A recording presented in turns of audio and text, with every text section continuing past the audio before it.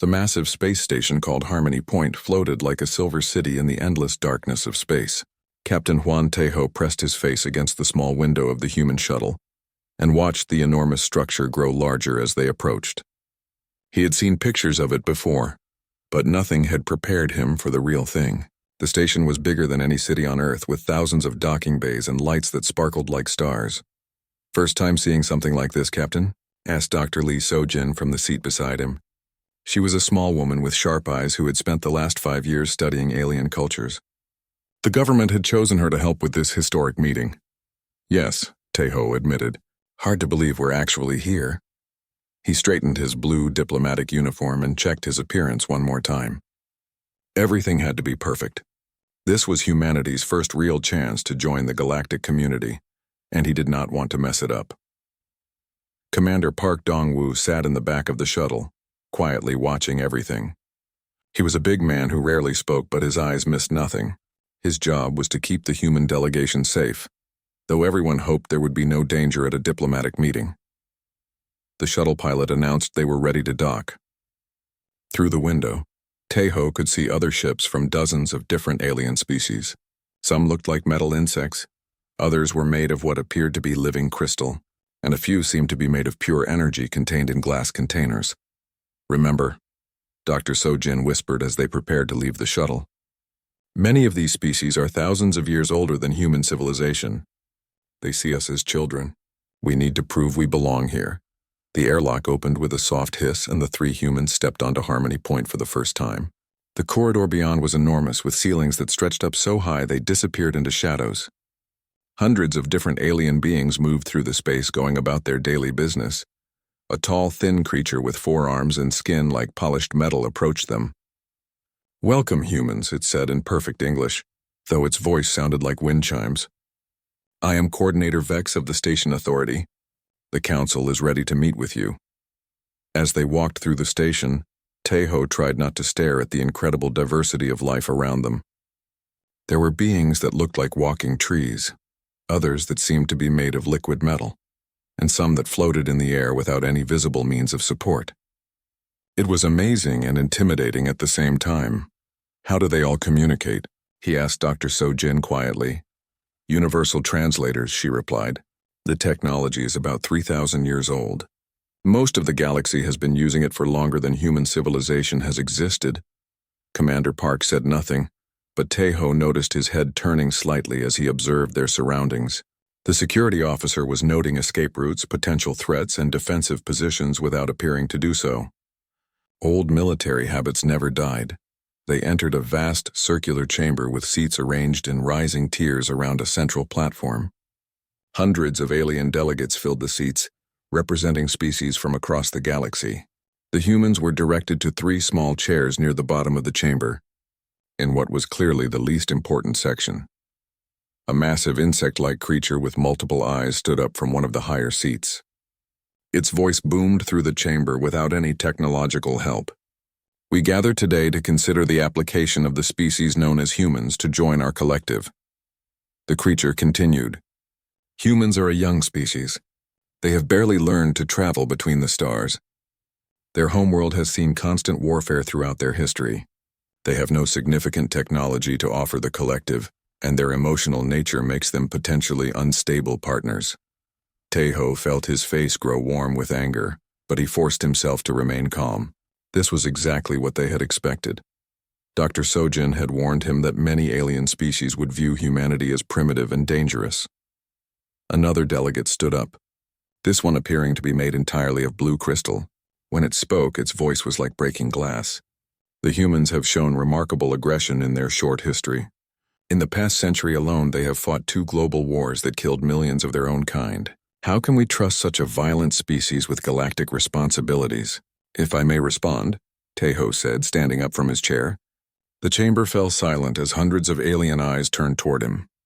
"It is true that humanity has a history of conflict, but it is precisely because of this history that we value peace so highly. We know the cost of war better than species that have never faced such challenges." A ripple of what might have been laughter passed through some sections of the alien delegates. The insect creature spoke again. "The humans speak of valuing peace while their military vessels patrol their borders. They claim to seek friendship while building weapons. We build defenses, Park said quietly from his seat. It was the first time he had spoken since arriving at the station, and his calm voice carried clearly through the chamber. There is a difference between preparing for war and seeking it. The crystal being made a sound like wind through broken glass. Young species always believe they are special. Humans are no different. You think your brief existence gives you wisdom that elder races lack? Dr. Sojin stood up beside Taeho. We do not claim to be special. We simply ask for the chance to prove we can contribute to galactic civilization. Every species in this chamber was once new to the stars. Someone gave them that chance. Indeed, said the insect creature, and that is why the Council has prepared a generous offer for humanity. It gestured, and a holographic document appeared in the air above the central platform. We offer humans probationary membership in the collective. Earth will be protected under our guidance, and humans may travel freely within designated areas of space. In return, you will follow collective law and accept our authority in all matters of galactic importance. Taeho studied the holographic document quickly. It was not at all what they had hoped for. This would make Earth essentially a protectorate, he said carefully. Humans would have no vote in collective decisions, no representation on the Council, and no right to establish colonies beyond a small area of space. Exactly, the crystal being said. Young species require guidance. Perhaps in a few thousand years, when humans have matured, full membership might be considered. The chamber fell silent as Taeho considered his response. This was not a negotiation. It was a demand for surrender disguised as an offer of friendship. But losing his temper here would accomplish nothing except confirming every negative opinion these aliens had about human emotional instability. We appreciate the Council's generous offer, he said finally. However, we would like time to consider the terms and discuss them with our government on Earth. The insect creature's multiple eyes focused on him. Of course, you have 7 standard days to provide your answer. We trust you will make the wise choice. As the session ended and the alien delegates began to file out of the chamber, Taeho felt a mixture of disappointment and determination. This had not gone well, but it was not over yet. Humanity had faced worse odds before and survived. Dr. Sojin touched his arm gently. We knew it would be difficult, she said quietly. But we're here. That's the first step. Commander Park approached them, his expression grim. Captain, we need to talk. I noticed some things during the meeting that concern me. What kind of things? Weapon placements throughout the station. Military-grade shields that no diplomatic facility should need. And the positioning of the alien ships around the station follows attack formations, not peaceful parking patterns. Taeho frowned. You think they're planning something? I think they never intended this to be a real negotiation, Park replied. The question is what they plan to do when we refuse their offer. Before anyone could respond, an urgent message came through their communication system. It was from Earth, and the news was devastating. An entire human colony ship with over 10,000 civilians had been attacked by pirates just outside collective space. The ship was destroyed, and there were no survivors. The 3 humans looked at each other in shock. The timing seemed too convenient to be coincidental.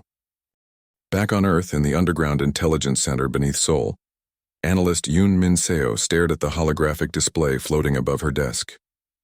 Numbers and data streams flowed across the blue light, telling a story that made her stomach turn cold with fear. She had been tracking attacks on human ships and settlements for the past month, ever since the diplomatic mission to Harmony Point had begun. What started as a routine analysis had become something much more disturbing. Computer, display all attacks on human targets in the last 30 days, she said aloud. The hologram shifted, showing a 3-dimensional map of local space with red dots marking each incident. 17 attacks, 17 human ships or colonies hit by what authorities called random pirate raids. But Min-seo saw something else entirely. Every single attack had happened just outside the official borders of collective space. Every single one had used weapons that were far too advanced for common pirates to possess. Computer, analyze weapon signatures from all 17 attacks. The display changed again, showing energy patterns and blast signatures. Min-seo felt her heart sink as she realized what she was looking at. The weapons were definitely alien technology. Not just any alien technology, but military-grade systems that should only be available to collective defense forces. Pirates might steal cargo or capture a few outdated weapons, but they should not have access to this level of firepower. Her secure communication system beeped with an incoming priority message. Mincio opened the channel and saw the worried face of Captain Choi Jae-sung appearing on her screen. His merchant ship Soul's Pride was currently 3 days out from Earth carrying medical supplies to a new colony. "Mincio, thank goodness I reached you," Choi said, his voice tight with stress. "We're under attack. 3 ships came out of nowhere and started firing. These aren't normal pirates. Are you safe?" Mincio asked quickly. "For now. We managed to get behind an asteroid, but they're trying to circle around us." "Mincio, listen carefully. These ships are using energy weapons I've never seen before. They cut through our shields like they weren't even there. This is collective-level technology." The communication feed shook as another blast hit near Choi's ship. "I'm sending you all the sensor data we recorded before we had to take cover. If something happens to us, make sure Earth Command sees this information." "Jae-sung, help is coming," Mincio lied. She knew there were no human warships close enough to reach him in time. "No, it's not," Choi replied calmly. "We both know that. Just promise me you'll figure out what's really happening here. This wasn't a random attack. They knew exactly where to find us and exactly how to hit us." The communication cut out as another massive explosion rocked his ship. Mincio stared at the empty screen for a moment, then quickly downloaded all the sensor data Choi had transmitted. 20 minutes later, she was running through the corridors of the command center, clutching a data pad with her analysis. She burst into the office of Dr. Lee So-jin, who had returned to Earth the day before with the rest of the diplomatic mission. "Dr. Lee, you need to see this immediately," Mincio said, breathing hard from her run. So-jin looked up from her own reports about the failed negotiations. "What is it?" Mincio activated her datapad and projected the information onto So-jin's wall display. "The pirate attacks aren't random. Look at this pattern. Every attack has been just outside collective space, using collective weapons and targeting ships that were heading to or from new human colonies." So-jin studied the display carefully. As a specialist in alien behavior, she could see patterns that others might miss. "They're testing us," she said slowly. "Each attack was designed to see how we would respond. They're studying our defensive capabilities and our military reaction times." "It gets worse," Mincio continued. "I just lost contact with Captain Choi's ship." Before the communication ended, he confirmed that the attackers were using military-grade alien weapons. "Dr. Lee, pirates don't have access to that kind of technology." So Jin felt a cold understanding wash over her, unless someone is giving it to them. "The timing is too perfect," Mincio agreed. "The attack started exactly when our diplomatic mission began. Someone wanted to weaken us while we were trying to join the collective." So Jin turned to her own computer and began pulling up files from her time on Harmony Point.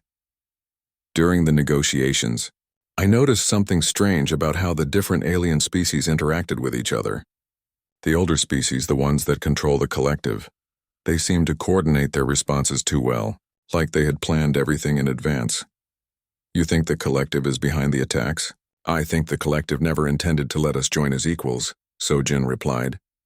"The probationary membership they offered would keep us weak and dependent. But if we refused, they needed another way to control us." Mincio felt sick. "They're trying to destroy our expansion into space. Every colony ship, every merchant vessel, every attempt to establish ourselves beyond Earth is being systematically targeted." So Jin's communication system chimed with an incoming message from Captain Taeho. She opened the channel and saw his grim face appear on the screen. "Dr. Lee, I need you to come to command immediately. We've received a message from the Collective Council." "What kind of message?" "They're offering to help protect our ships from pirate attacks," Taeho said with bitter irony. "All we have to do is accept their probationary membership terms and allow collective security forces to patrol human space." So Jin and Mincio exchanged looks. "Captain, we have information you need to see. The attacks aren't what they appear to be. I was afraid of that." "How bad is it?" "Worse than we thought. I'll be there in 10 minutes." An hour later, the 3 of them sat in the secure briefing room with Commander Park and several other military officers. The evidence was spread out on the table like pieces of a deadly puzzle. "So the collective creates the problem, then offers to solve it," Park said grimly. "Classic manipulation technique. Create fear, then position yourself as the only source of safety. The question is what we do about it," Taeho said. We can't prove their involvement, and even if we could, who would we complain to? They control the galactic justice system. Admiral Kim Soo-young, Earth's highest-ranking military officer, had been silent throughout most of the briefing. Finally, she spoke. Captain Taeho, what exactly did you tell them when they made their offer? I said we needed time to consider it. They gave us 7 days. And how many days are left? 4. Admiral Kim nodded slowly. Then we have 4 days to prepare for what happens when we refuse their terms. Prepare how? Sojin asked. Our fleet is tiny compared to what the collective can field. Our official fleet is tiny, Kim corrected with a slight smile. Dr. Lee, during your cultural studies, did you ever research how humans have survived as a species, despite being physically weaker than most predators? Adaptation and deception, Sojin replied immediately. Humans became the dominant species on Earth not because we were the strongest, but because we were the smartest and most unpredictable. Exactly. The collective thinks they know everything about us based on our official records and public information. They believe we're a young, weak species that just learned to build starships. Park leaned forward with interest. What aren't they seeing? They're seeing exactly what we wanted them to see, Kim replied. Every human ship they've observed, every colony they know about, every military vessel in our official fleet. But humans learned a long time ago that showing all your cards is a good way to lose the game. Mincio felt a spark of hope. Are you saying we've been hiding our real capabilities? I'm saying that when the collective makes their next move, they're going to discover that humans are full of surprises, Kim said. The question is whether we can keep our people alive long enough to spring those surprises. Taeho looked around the room at his colleagues. So we're really going to refuse their offer? Captain, Kim replied, there are some things worth fighting for. Human independence is one of them. The freedom to choose our own destiny among the stars is another. And if we lose? Kim's expression grew hard. Then at least the galaxy will know that humans don't surrender without a fight. But I don't think we're going to lose. The collective has been the dominant power for so long that they've forgotten what a real challenge looks like. As the meeting ended, Minseo gathered her data pads and prepared to return to her analysis work. But first she had one question for Admiral Kim.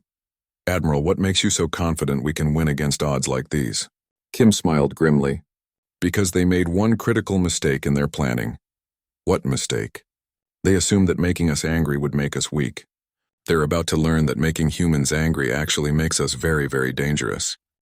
The main command center beneath Earth's capital buzzed with quiet tension. Captain Taeho stood before the massive wall display that showed space around human territory. Red dots marked the locations of 19 confirmed attacks on human targets. The number had grown from 17 to 19 in just 2 days. Admiral Kim Soo-young stood beside him, along with Dr. Sojin and Commander Park. Behind them, dozens of military personnel worked at computer stations, coordinating responses to the growing crisis. Status report, Kim asked her aide. 2 more colony ships reported attacks in the last 6 hours, the young officer replied. The merchant vessel Daegu's Hope was completely destroyed near the Kepler system. The passenger transport New Busan managed to escape, but they lost 37 people when the pirates breached their outer hull. Taeho closed his eyes briefly. Each attack meant real people dying, families destroyed, dreams of a new life among the stars ending in violence. Any response from the collective? He asked. The same automated message they've been sending, Park replied grimly. They regret that these attacks are happening in areas outside their jurisdiction, but they would be happy to extend their protection to human space if we accept their membership terms. The irony was bitter. The collective created the danger, then offered to protect humanity from it for the price of their freedom. Engineer Bae Hyun-woo entered the command center, carrying a secured data pad. He was a small, nervous man who had been working on classified projects for the past 5 years. Most people in the room didn't know exactly what those projects involved. Admiral, Bae said quietly, the preparations you requested are complete. All systems are ready for activation on your command. Kim nodded. Thank you, engineer. Please stand by. A new alarm sounded through the command center. The main display shifted to show an incoming transmission from space. Minsio's face appeared on screen, broadcasting from a monitoring station on the edge of the solar system. Admiral, we have a situation developing, Mincio reported, her voice tight with stress. Long-range sensors are detecting a large fleet of ships approaching the colony at Harmony 7. The configuration matches the attack patterns we've been tracking. How large a fleet? Kim asked. At least 50 ships, Admiral. This is much bigger than any previous attack. Dr. Sojin felt her stomach drop. Harmony 7 is a civilian colony. Mostly families with children. They have no military defenses. Estimated time until the fleet reaches the colony, Taeho asked. 43 minutes, Minseo replied. The command center fell silent except for the quiet hum of computers and the sound of people breathing. Everyone knew what this meant. The collective had grown tired of small attacks. They were moving to destroy an entire human colony to force Earth's surrender. Do we have any ships in the area? Park asked, though they all knew the answer.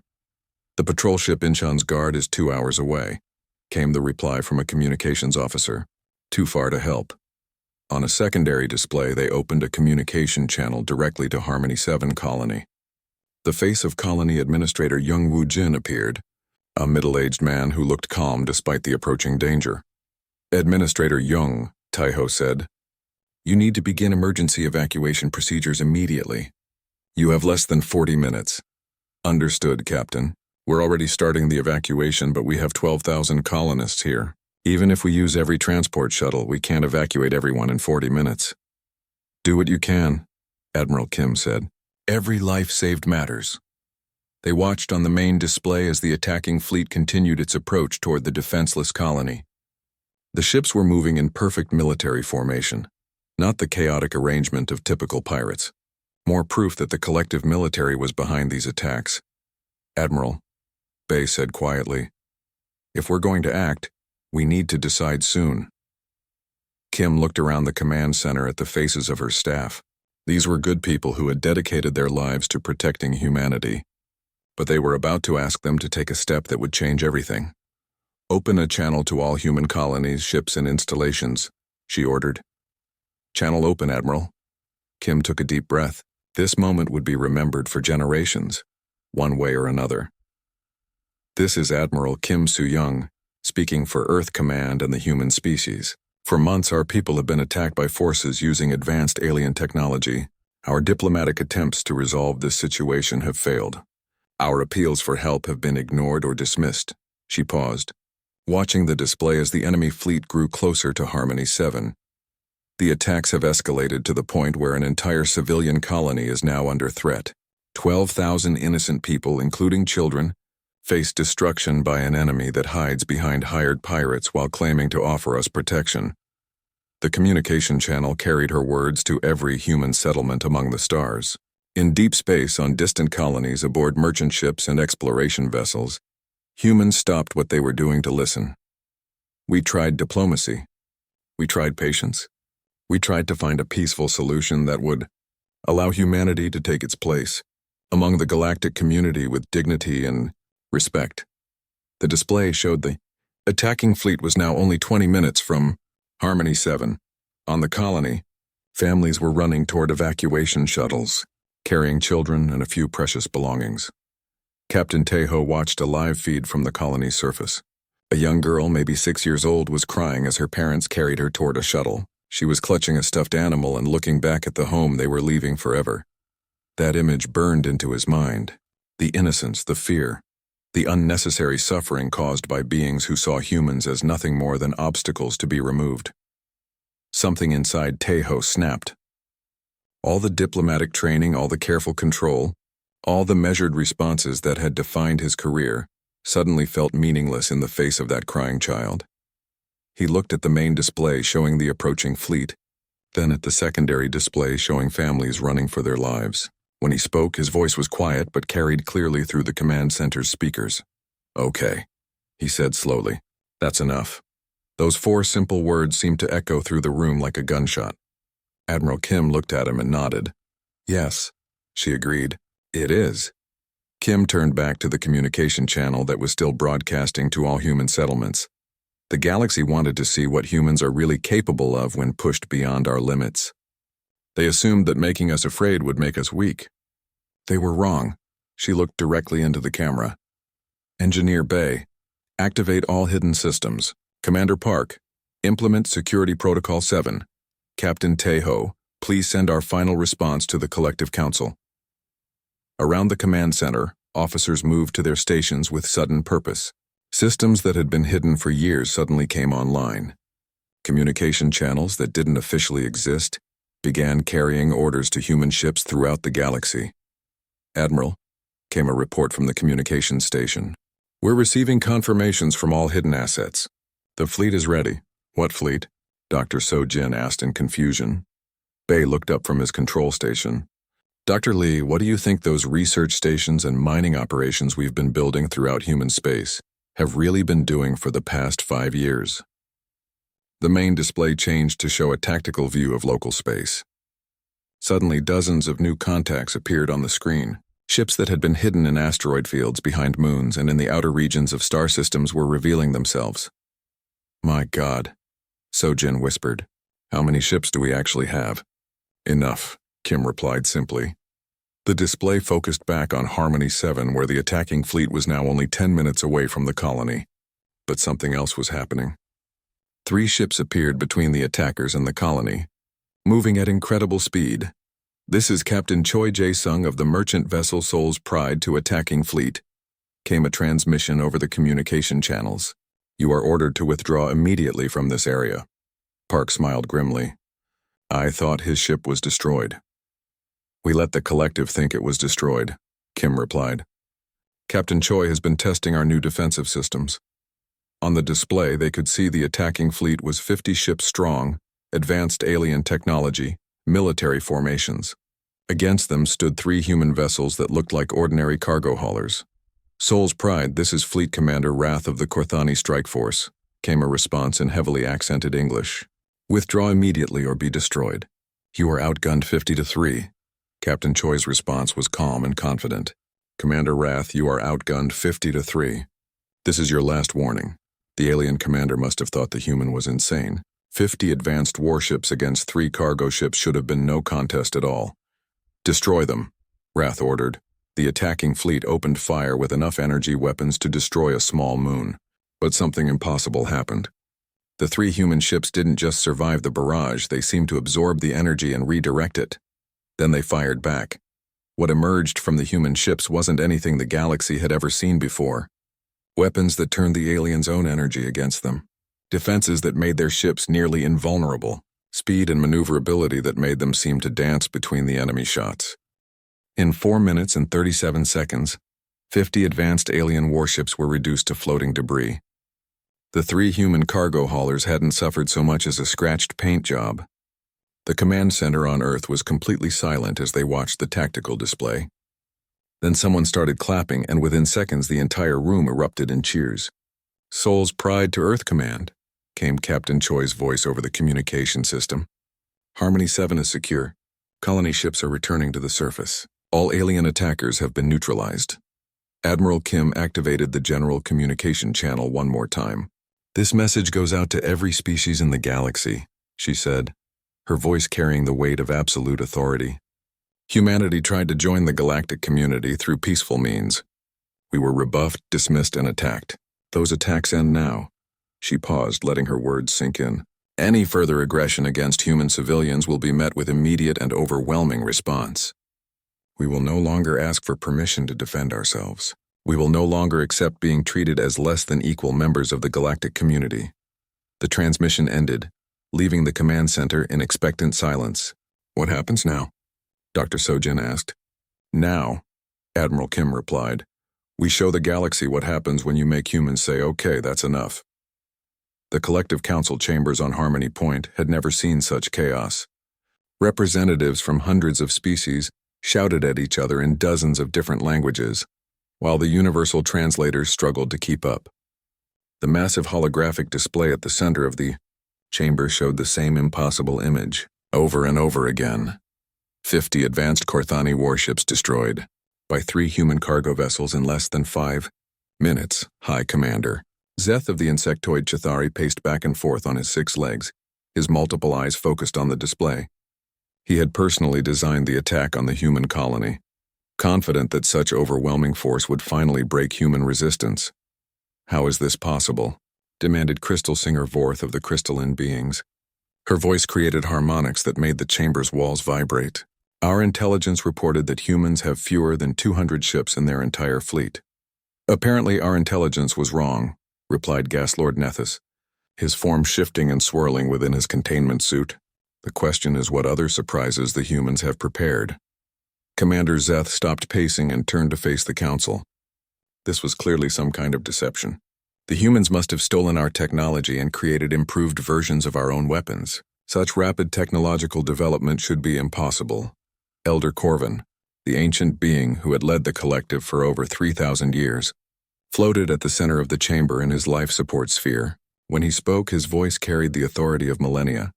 Impossible or not, it has happened. We now face a species that can match our military technology and has proven willing to use it. The question is how we respond to this development. A new voice spoke up from one of the lower galleries.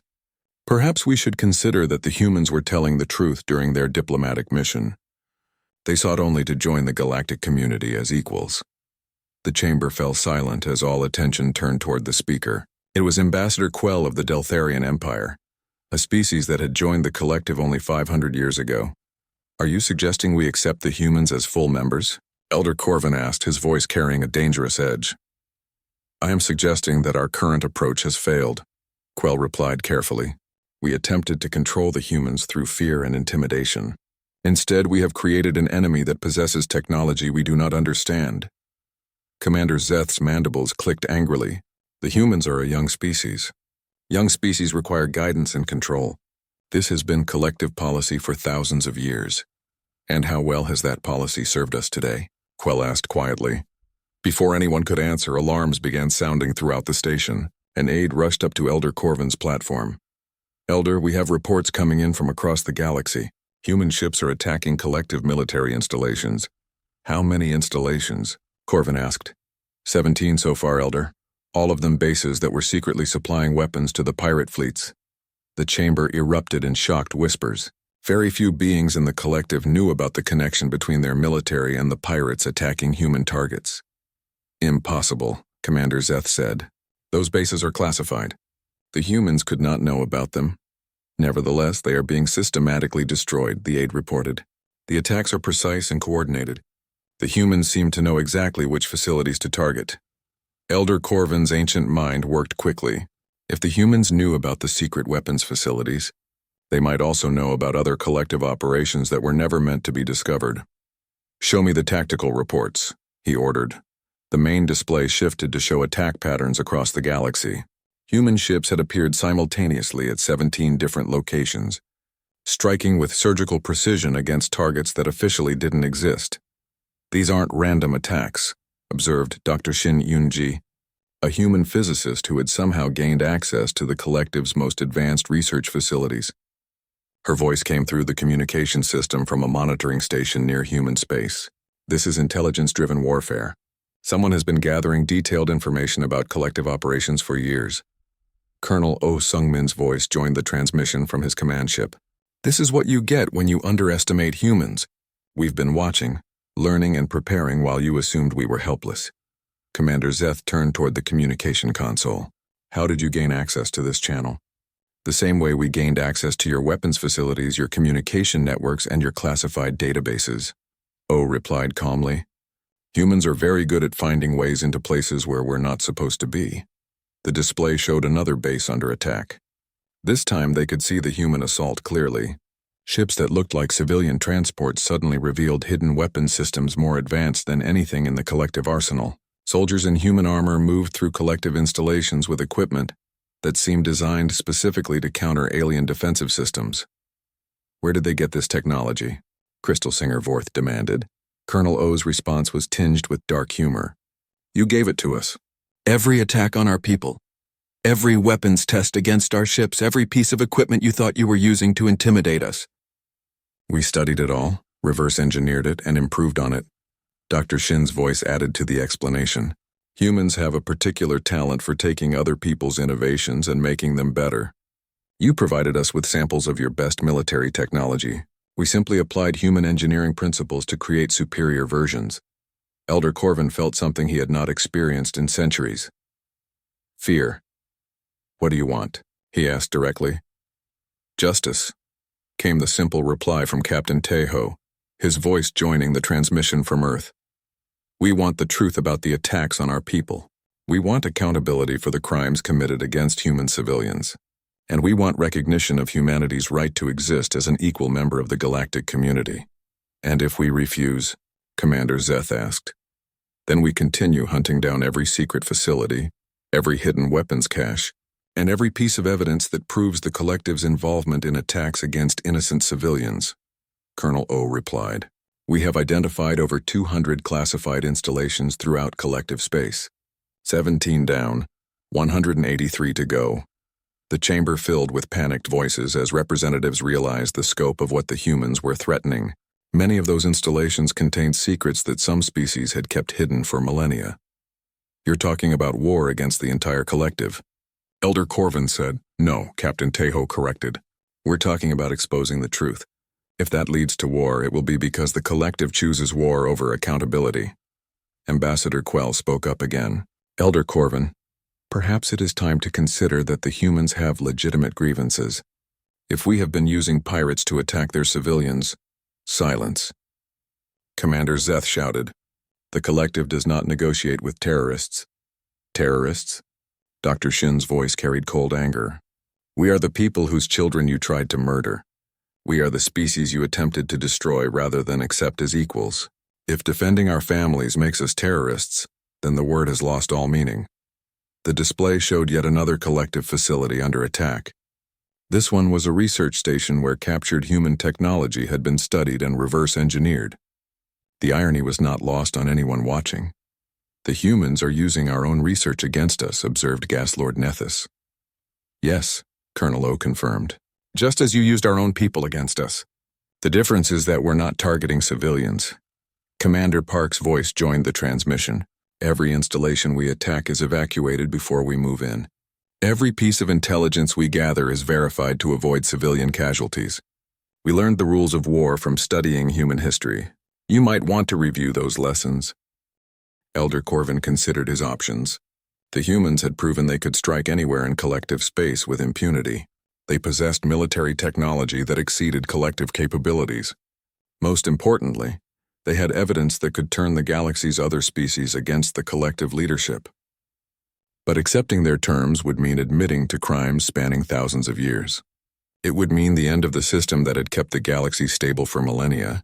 We need time to consider your demands, he said finally. You have 24 hours, Colonel O replied. After that, we continue our operations until every secret facility is destroyed and every piece of evidence is made public. The transmission ended, leaving the council chamber in stunned silence. Ambassador Quell spoke into the quiet. Elder Corvin, if even half of what the humans claim is true, then we have committed atrocities beyond imagination. Perhaps it is time to face the consequences of our actions. Elder Corvin floated in his life support sphere, contemplating the collapse of everything he had spent 3,000 years building. The humans had given them a choice. Accept accountability and reform, or face the systematic destruction of everything the collective had built on lies and violence. For the first time in his long life, Elder Corvin was not sure which option would hurt more. 23 hours and 47 minutes after the human ultimatum, Elder Corvin made the decision that would change galactic history forever. Instead of accepting accountability for the collective's crimes, he chose war. Fleet Admiral Ryu Ji-hoon stood on the bridge of the human dreadnought Soul's Thunder, watching the massive collective armada approach through the asteroid field, where humanity had built its secret shipyard.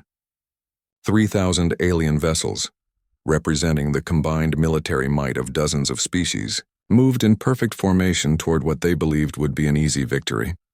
Admiral, reported his tactical officer, enemy fleet will be in weapons range in 12 minutes.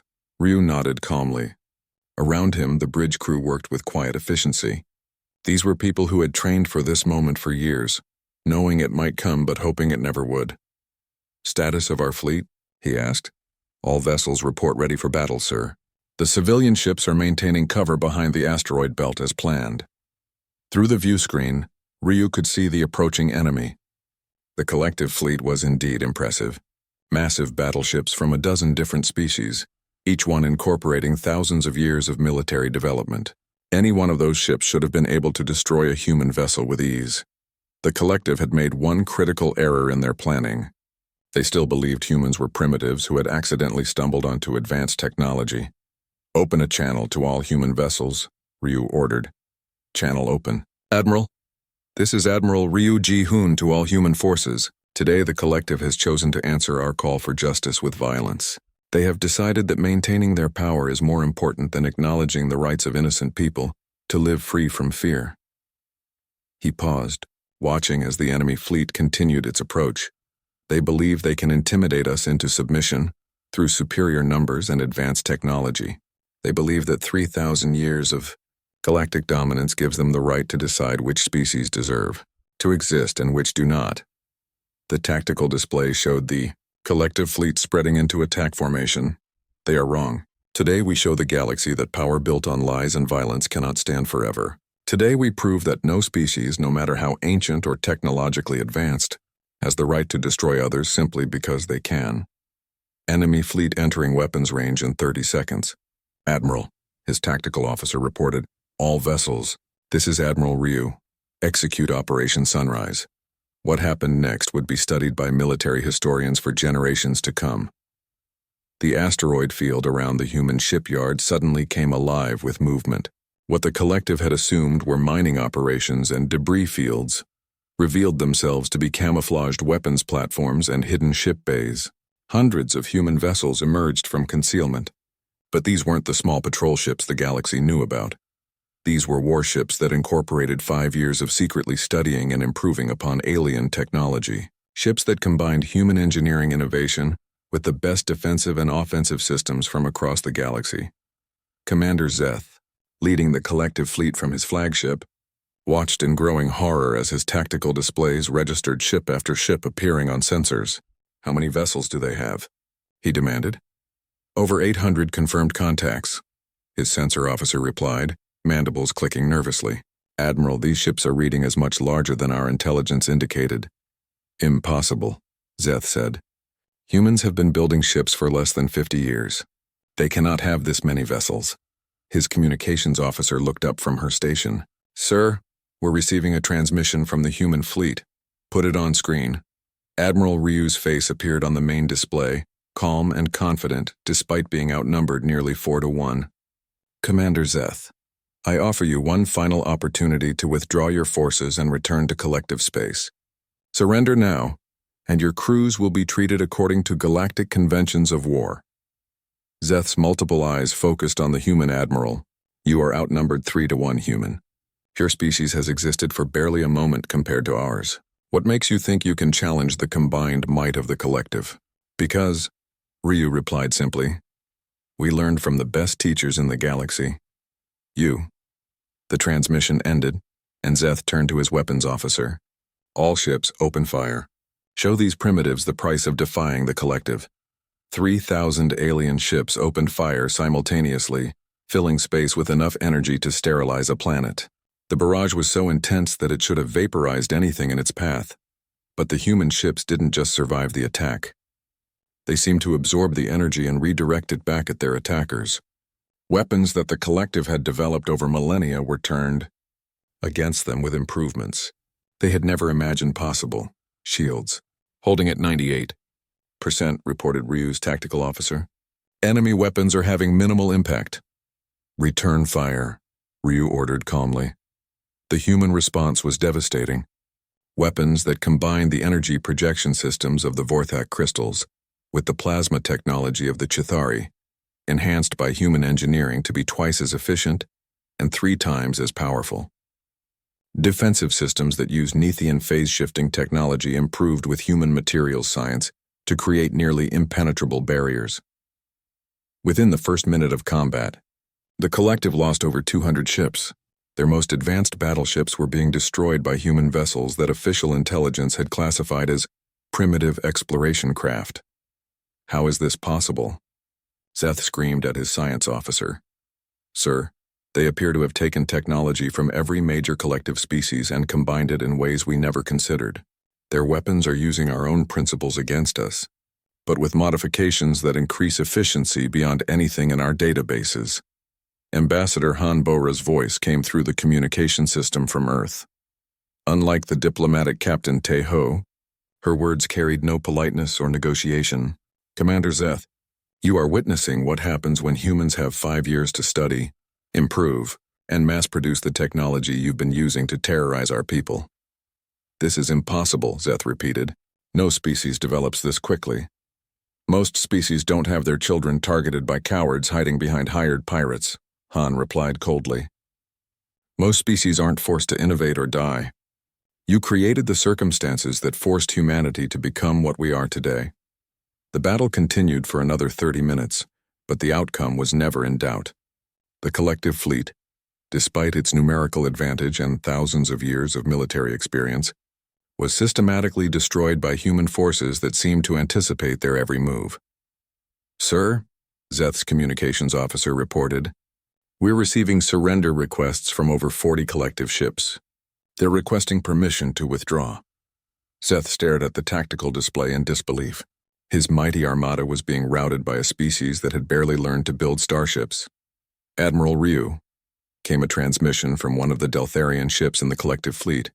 This is Captain Voss of the Deltharian vessel Crystal Wind. We formally request permission to withdraw from this battle. Our species was forced to participate in this attack. We do not wish to die for collective lies. Similar requests began coming in from ships belonging to species throughout the collective.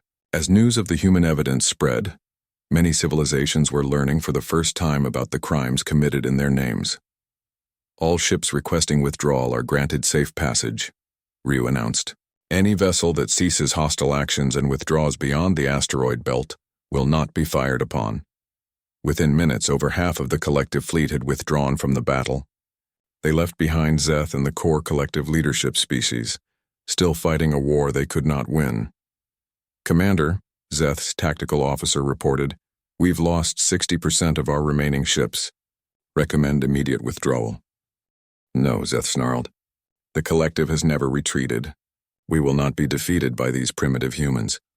Sir, with respect, they don't appear to be primitive. The human ships pressed their advantage, using tactics that combined speed, deception, and overwhelming firepower. They moved like a coordinated organism, each ship supporting the others in ways that suggested years of joint training and shared experience. Commander Zeth, Admiral Ryu's voice came through the communication system again. You have lost this battle. Your remaining ships are outnumbered and outgunned. I offer you one final chance to surrender with honor. Never, Zeth replied. The collective will never surrender to an inferior species. Then you have chosen to die for a lie, Ryu said sadly. I'm sorry it came to this. The final phase of the battle lasted only 10 minutes. Commander Zeth's flagship was one of the last ships destroyed. His final transmission a stream of curses in the Chithari language that the universal translators refused to convert. When the battle ended, the human fleet had lost exactly 17 ships. The collective had lost over 2,500 vessels, with the remainder either withdrawn or surrendered. But the most significant victory wasn't military. During the battle, human agents had simultaneously attacked the collective's central data repositories on 12 different worlds.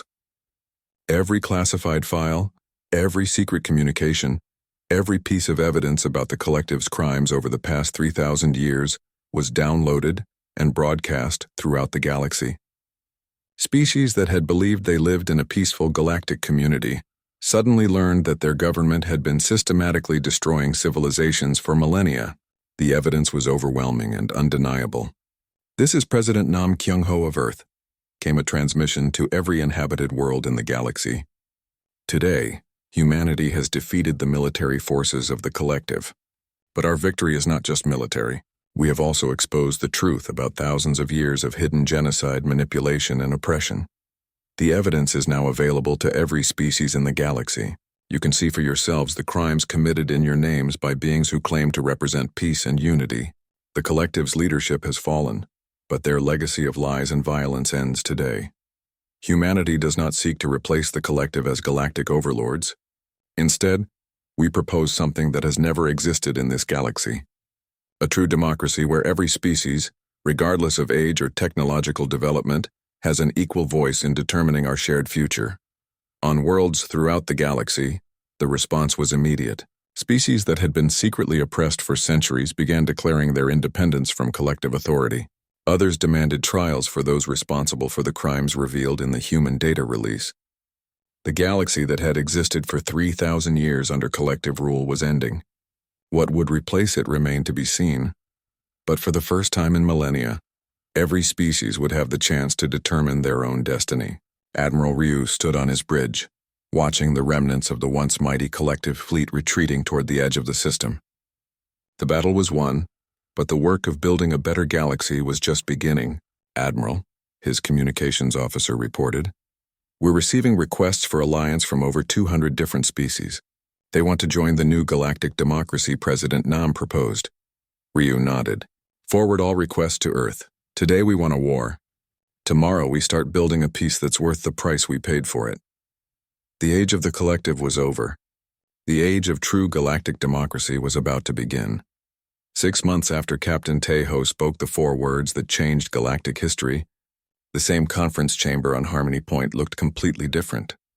The tiered seating that had once separated species by age and importance had been replaced with a circular arrangement where every representative sat at the same level.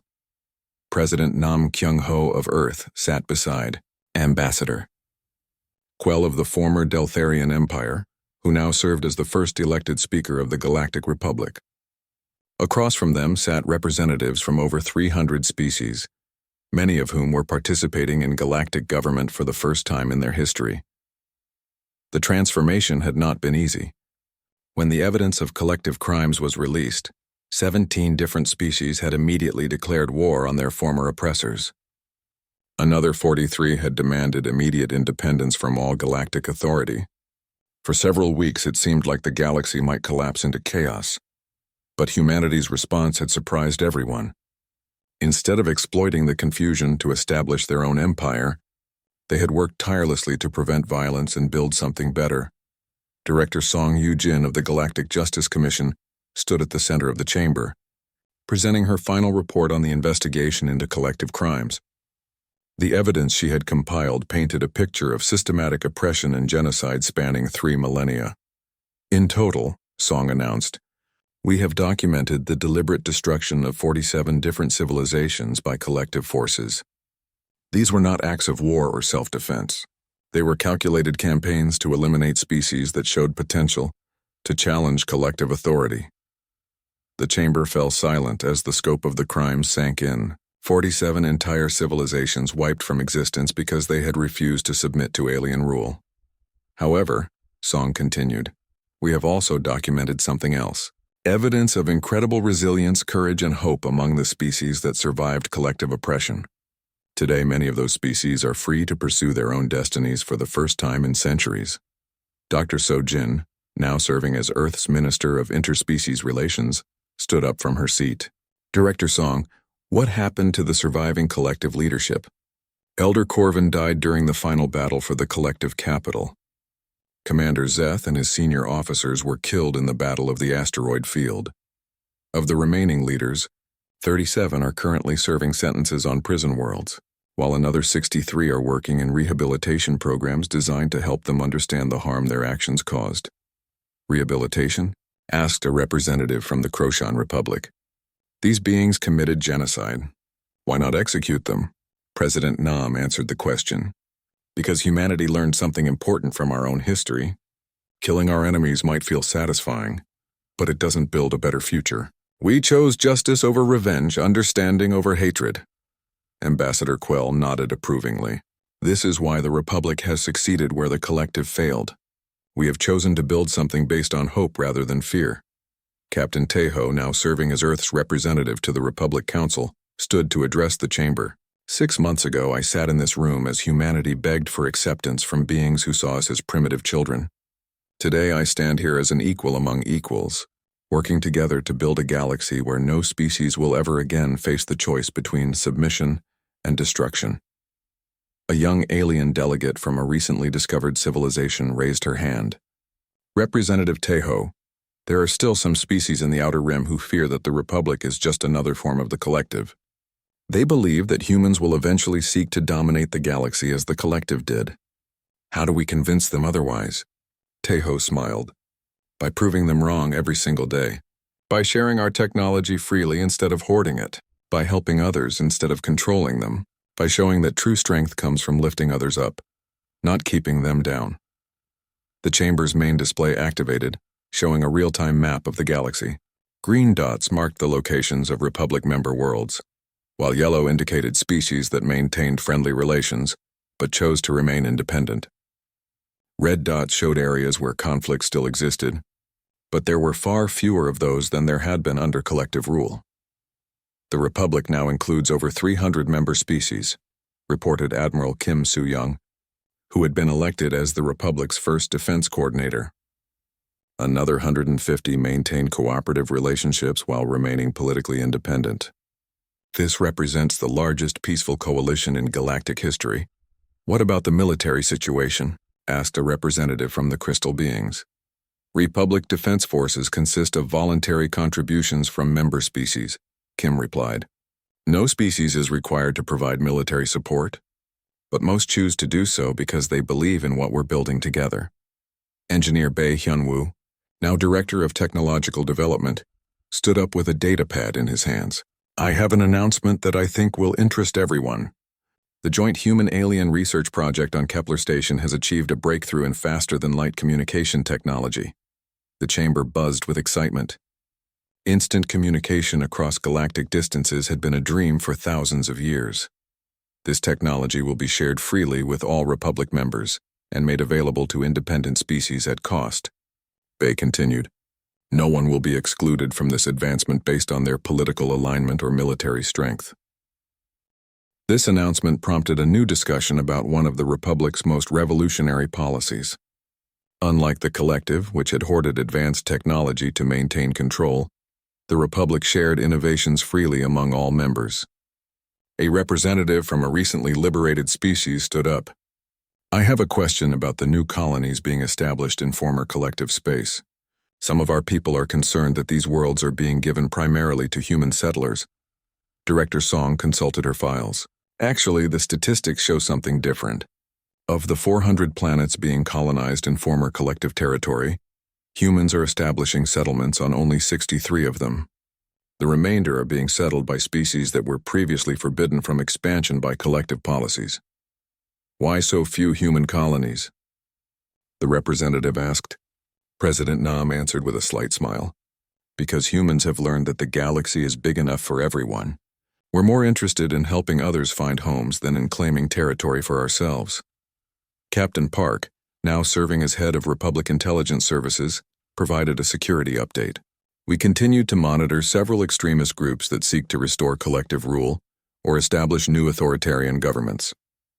However, their support has declined dramatically as more species experience the benefits of democratic participation. What kinds of benefits? Asked a new delegate whose species had only joined the Republic the previous month. Dr. So-jin activated a presentation showing comparative data. Under collective rule, the average technological advancement rate for member species was approximately 2% per decade. Under the Republic, with free sharing of research and collaborative development programs, the average advancement rate has increased to 15% per year. More importantly, added Ambassador Quell, every species now has the right to pursue their own cultural and spiritual development without interference from others. The Collective demanded conformity. The Republic celebrates diversity. As the session continued, they discussed challenges facing the new government. Some species struggled with the concept of democratic decision-making after centuries of authoritarian rule. Others had difficulty trusting former enemies who were now partners in building the Republic. But there were also remarkable success stories. The joint terraforming project on the Vega system had turned a dead world into a garden planet, where 6 different species now lived together in harmony. The scientific research station at Andromeda Point had made breakthrough discoveries that benefited everyone, developed by teams that included beings who had been enemies just months before. There's something else we need to discuss, President Nam said as the session neared its end. We've received a message from the Outer Rim territories. Several previously unknown civilizations want to make contact with the Republic. This news created a stir of excitement throughout the chamber. The discovery of new civilizations was always significant, but these first contacts would be different from anything that had happened under collective rule. How do we approach them? Asked a delegate. Carefully, Captain Tejo replied. We approach them as friends seeking friendship, not as conquerors seeking subjects. We offer them knowledge, trade, and cooperation, but we also respect their right to refuse if they prefer isolation. What if they're hostile? Someone asked. Admiral Kim answered that question. Then we defend ourselves if necessary, but we don't punish them for being afraid. Fear of strangers is natural. Trust must be earned, not demanded. As the session ended, delegates began filing out of the chamber to return to their ships and worlds. But the atmosphere was completely different from the tense hierarchical meetings of the old collective. Representatives chatted with each other as equals, making plans for joint projects and sharing stories of their different cultures. Captain Tejo remained in the chamber after most others had left, looking up at the circular seating arrangement that symbolized the Republic's commitment to equality. Dr. So Jin approached and stood beside him. Do you think we've really changed things? She asked quietly. Look around, Tejo replied. 6 months ago, half the species in this chamber lived in fear of the other half. Today, they're making plans to build something together. Yes, I think we've changed things. What happens when we encounter our first real crisis as a republic? When the idealism fades and practical problems test our commitment to these principles? Tejo smiled. Then we remember why we said, okay, that's enough in the first place. We remember that some things are worth fighting for, and some principles are worth defending even when it's difficult. A young human aide approached them with a message pad. Captain, we've received a request from the Galactic History Commission. They want to interview you for their official record of the transition from collective to republic.